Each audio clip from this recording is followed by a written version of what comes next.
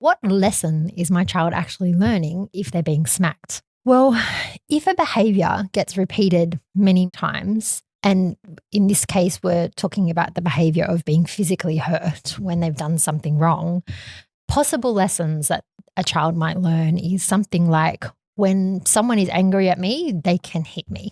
If I make a mistake, I'm not safe. People who love me can hurt me.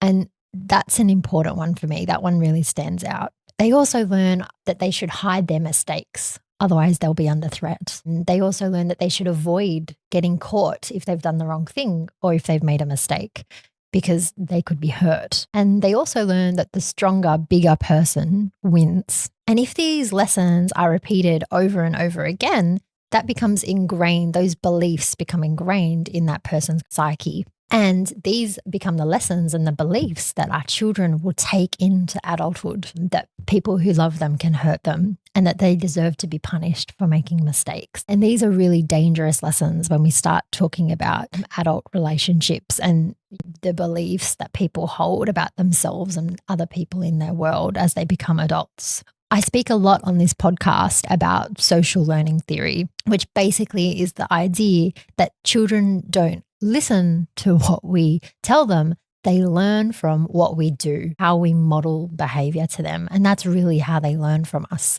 They learn from what we do and not from what we say. And this was grounded in Ben Durais, the theorist behind this.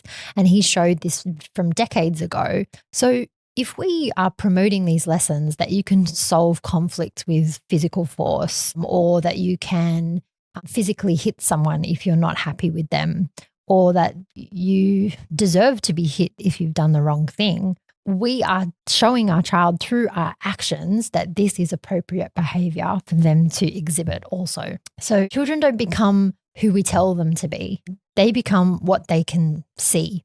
So if you hit your child because they've hit their sibling, what they're learning is physical force is okay and hitting people is okay. And that's why you're more likely to see them hit in the future. They might try and avoid hitting in front of you because they're frightened of you, but they're not learning the lesson that hitting is not okay, because you, through social learning theory, are showing them that hitting actually is an appropriate way of dealing with something that you don't like or something that makes you uncomfortable. You're also showing them that they don't need to learn emotional regulation, because if you are hitting someone, you yourself are not in a regulated state to be able to solve that problem through thoughtful reflection and conversation.